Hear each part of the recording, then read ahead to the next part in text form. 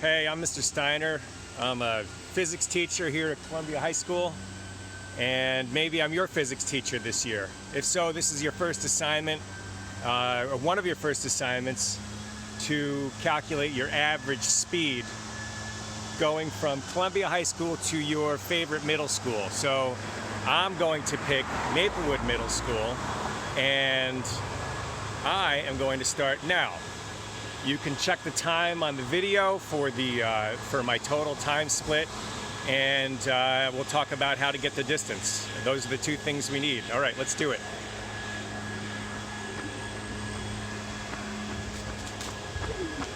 So this year we're going to learn about constant speed, and then we're going to do a unit on kinematics, which is motion under a force of gravity, maybe, and then we'll move into dynamics, which is the application of a force, and we'll learn about Newton's laws of motion.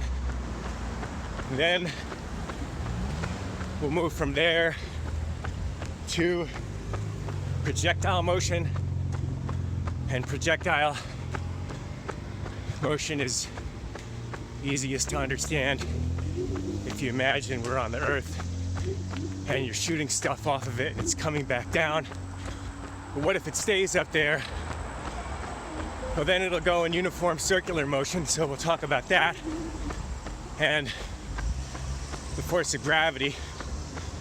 And once we talk about the force of gravity, we'll go into another property of matter besides mass. There's a mass with a velocity, has some momentum. I have a mass myself, and I'm moving with a certain velocity. So I actually have some momentum. And then after that, we'll talk about another property called energy, and it's gravitational potential energy, which is what I get every time I jump off of this Earth for a second. And I also have kinetic energy, which, like momentum, is a function of mass and velocity. So after that, we'll talk about heat energy, which is the measure of the kinetic energy of particles as they jiggle. So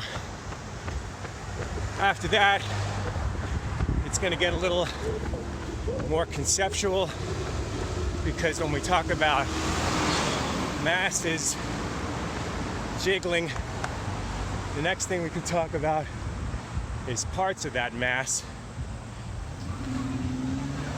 Electrons jiggling and electrons moving.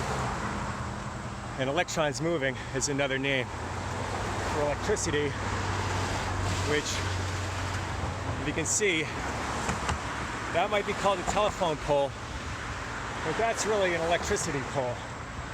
So we'll talk about electricity, and you'll know what these boxes are on the top of a telephone pole, say, these transformers, what could they do? And after that, we'll go into light. And light has some amazing physics behind it. Oh, by the way, there's the transfer. Oh, thought I saw a transformer. So that brings me to kind of like grades, I guess. And if you are willing to do pre-algebra and no higher mathematics than pre-algebra, and by pre-algebra I mean setting up proportions and evaluating expressions, if that's the limit of your efforts in this class, yeah, you're not going to get above a C. It's a commitment to the Algebra 1 level that of effort and review that will get you to a B minus area. And if you want to get an A in this class, you'll be able to do some trigonometry by the end of this class. So let's get back to this process at hand. You can't see, but I'm running through the park now. So I'm probably going to be picking a route different from the one that you settle on. So it's going to be up to you to find that distance. I'm not going to give it to you. And I guess if you really want to, you can use my time or try to break it. If you use a bike, you're going to get me. And so here we are, kind of behind Maplewood Library here.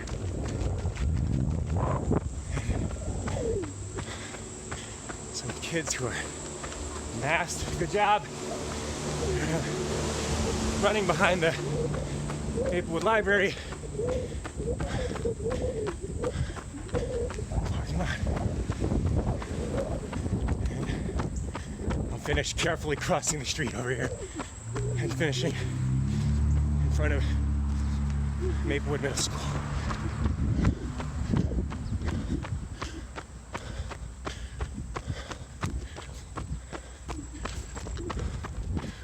All right. And I'll actually go all the way up the stairs.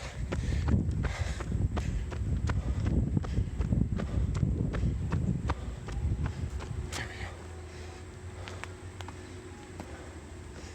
go. All right, there it is. I don't know, 7 minutes. So good luck. Go Cougars. See you in class.